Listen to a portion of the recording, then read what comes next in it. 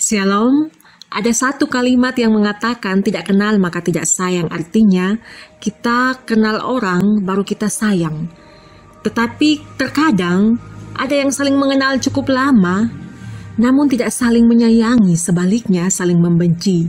Jadi kalimat tidak kenal maka tidak sayang ini sepertinya perlu diteliti karena tidak selamanya orang yang saling mengenal itu saling menyayangi. Nah, inilah realita kehidupan manusia zaman sekarang ini.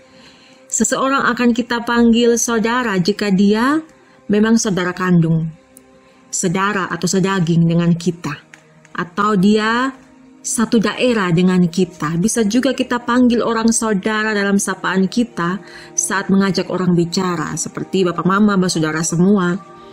Kita juga memanggil orang saudara kalau memang dia sederajat dan seagama dengan kita, atau dia itu akrab dan peduli sekali dengan kita, sepaham, seia, sekata dengan kita. Dan memang manusia sejak lahirnya itu punya naluri untuk hidup bersaudara. Tetapi terkadang memang bersaudara atau satu kandungan bisa juga saling membenci. Orang yang satu suku atau sedaerah saja bisa saling bermusuhan. Nah, ini berarti kita menyebut orang saudara itu terkadang hanya kata-kata saja, tidak sampai ke dalam hati kita.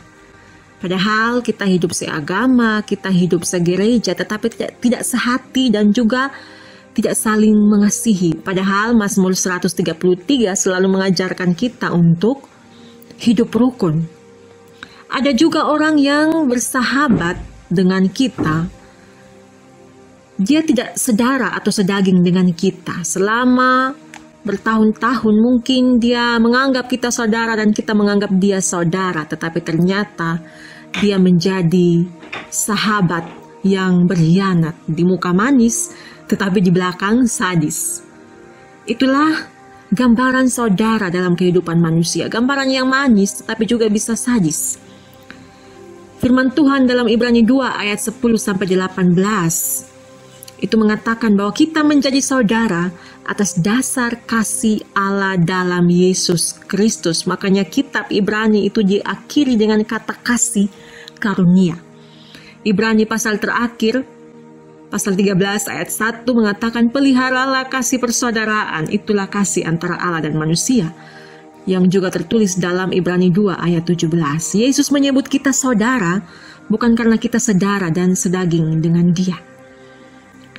Kita ini sebenarnya manusia berdosa, penuh kebencian, penuh dendam, amarah, dan kita terbatas. Tetapi hanya oleh karena kasih, Tuhan Allah tidak memandang semuanya itu. Justru Ia mau menjadi rendah dari ketinggiannya untuk menjadi saudara dan menyelamatkan kita dari dosa. Karena itu, apakah kita mau untuk menjadi saudara Tuhan Yesus atau tidak?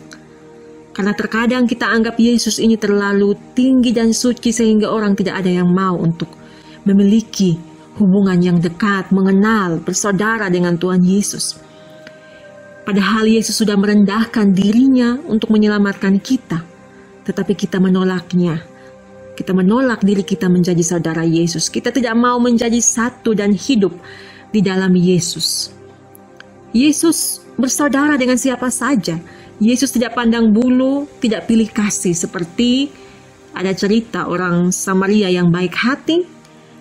Ia dianggap najis dan kafir. Juga perempuan pelacur yang meminyaki kaki Yesus.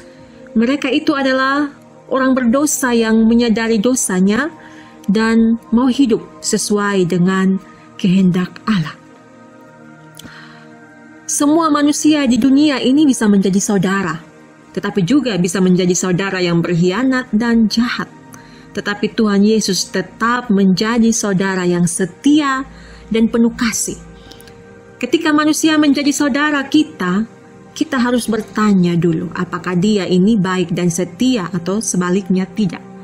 Tetapi jika Yesus menjadi saudara kita, maka kita harus tanya itu pada diri kita sendiri. Apakah saya ini baik dan setia kepada Yesus atau tidak? Semua orang bisa menjadi saudara Yesus, mau orang kaya, miskin, mau penjahat dan sebagainya. Tetapi yang disebut sesungguhnya sebagai saudara Yesus adalah mereka yang melakukan kehendak Allah. Karena itu, mari kita hidup bersaudara di dalam kasih Tuhan Yesus Kristus.